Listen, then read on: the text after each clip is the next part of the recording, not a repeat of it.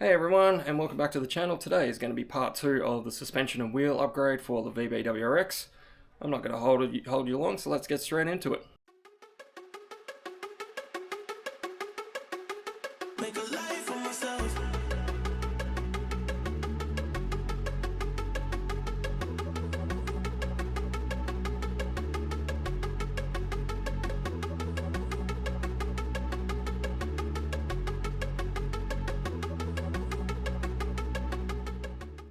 So starting at the front, we're going to start on the front left.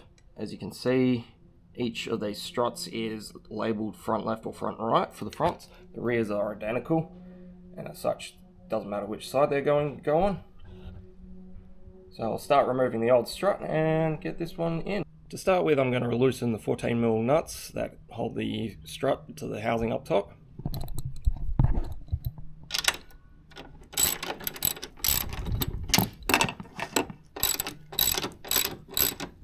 First up, I'm going to make a mark on this top eccentric bolt, which is the camber bolt. We want to be putting this back in as best as we can when we reinstall the new strut. From there, I'll start undoing all the accessories attached to the strut, including the brake line, which is this 12mm bolt here, undoing the sway bar links again, and undoing this clip prior to removing these larger bolts and dropping the strut out.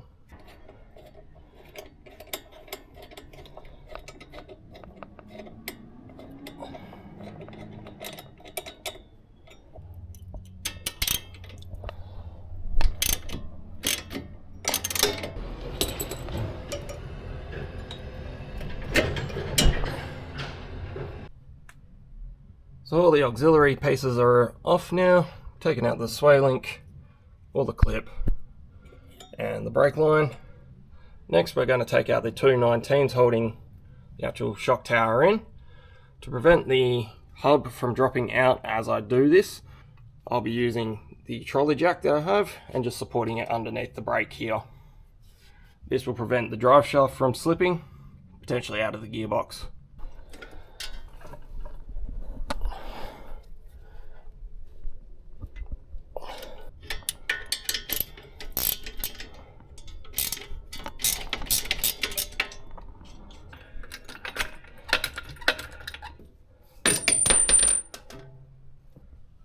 So this is what's meant by eccentric bolt. It's not perfectly round. This one in the stock setting was roughly this position. They'll be able to adjust this later on to increase or decrease camber when I go get the alignment for this setup. Okay, so we have both bolts out. I'm just going to lower jack a little bit.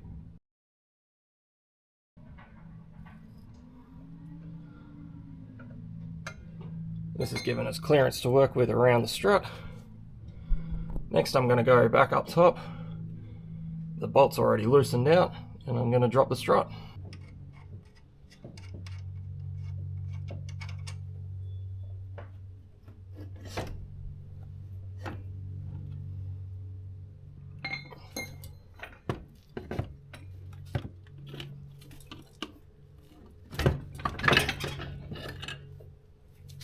And there we go, the stock strut is out. As you can see, quite a bit of difference between the stock strut and the new strut going in. These BC Racing coilovers are rated for 6 kilo springs.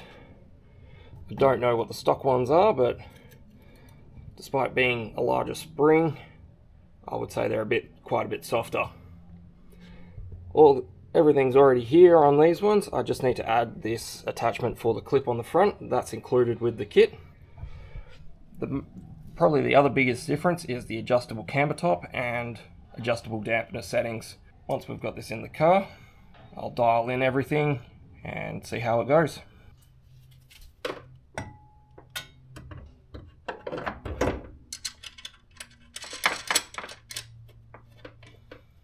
So up top I've just installed the coilover in.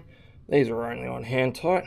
What you need to make sure of is just making sure that your camber adjustment is running side to side to the car. This will achieve the best adjustment results. Coming back down here, I need to reinstall the included bracket to reinstall this clip on too.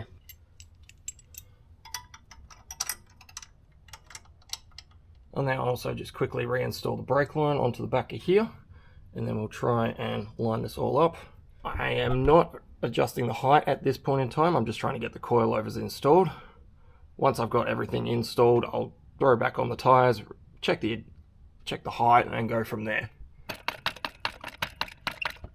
Using the trolley jack, I've been able to get everything back into rough alignment. I'll reinstall the bolts, and that should be this side done.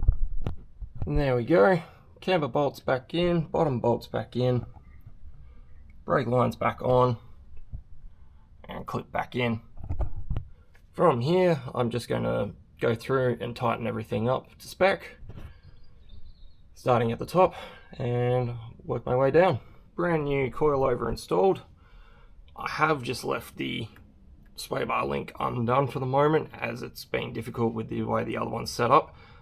Additionally, I am looking at changing the sway bar link setup to a different setup on the sway, so I'll see how that goes and make those adjustments as necessary. But for now, this front one is done. I'll show you the back one shortly. Moving on to the rear coilovers, I've just opened the boot up and removed all the liner. Underneath these wing bits are the 2 bolts for the rear struts. I'm just going to get another 14mm ratchet on them and undo them slowly. Then we'll head underneath and get everything sorted. Now, to make our lives easier when undoing this rear coilover, we're going to drop this control arm, starting with these bolts here, and then just loosening off the final control arm bolt.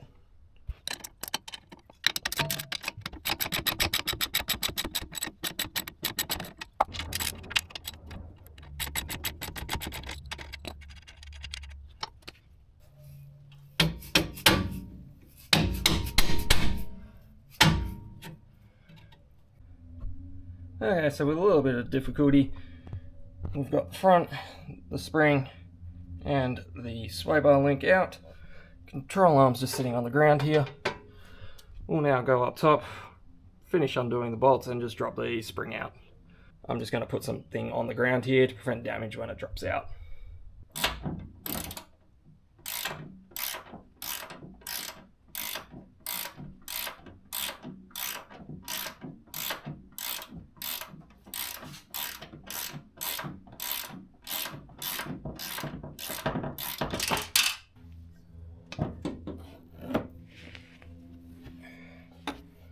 And there we go, stock strut out.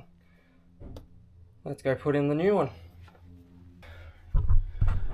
Okay, so lining the top up, I'm just using the jack to prop it up. I'll go up top and just apply the bolts, and then we'll get the control arm back in.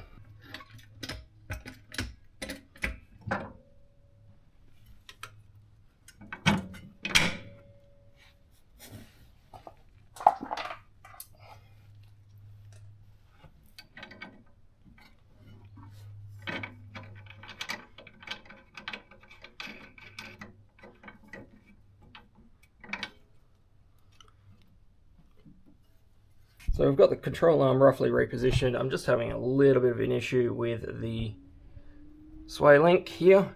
So what I'm going to do is I'm going to swap over to the other side, get that one all sorted, and then hopefully the sway links, once the other side's free, I can get it repositioned on this side and ready to go. After a bit of back and forth, we've finally got the sway links in on both sides. I've just got to re-tension up the actual hangers. Everything else has been tightened down, including the struts. So that is the BC Racing coilover install complete. It's definitely taken me a bit longer than I initially anticipated, but it's all done now. I'll get the wheels back on and I'll start adjusting height. Okay, so quickly dropping the rears down. We've still got quite a bit of a gap, so I'm just going to rejack the car and we're going to dial in the height now. Now, to adjust these coilovers, we just have to adjust this bottom ring to shrink this up and reduce the ride height. To do that, BC Racing supply both of these adjustable spanners. So just loosening this collar off, and then I'm going to adjust it up by hand. I'm going to take a check measurement.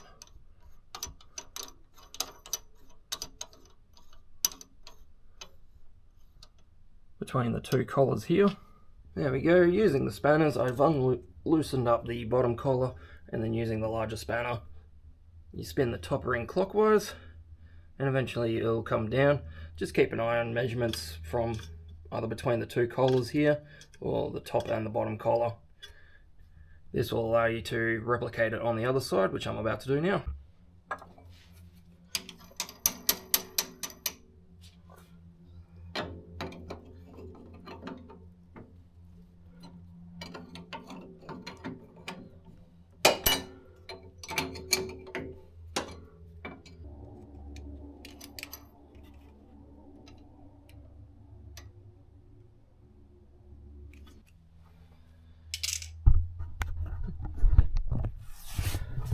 And that's the second one there.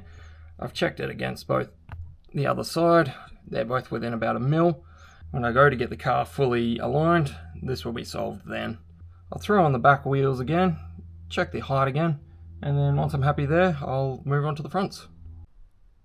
So I've just completed all the adjustments, and I have to say I am so happy with the look, even on the stock tyres, or the stock setup. This thing looks amazing.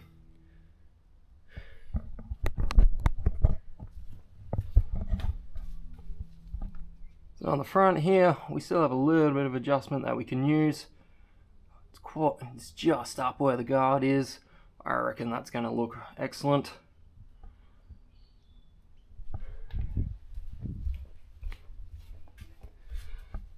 And on the back here, very similar.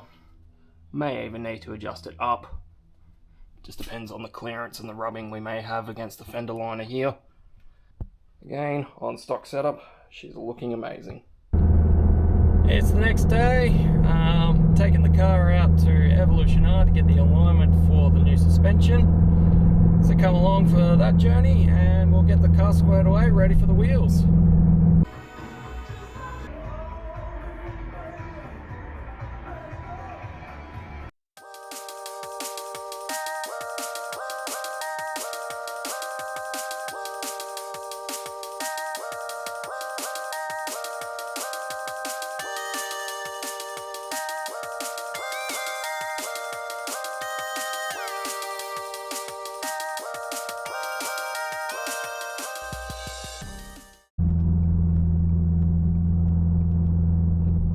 On the way back from Evolution R now. Alignment and adjustments are complete. And with that, part 2 of the suspension upgrades is also complete. So make sure you're subscribed and following along if you want to check out part 3, where the wheels and tyres are going to go onto this car.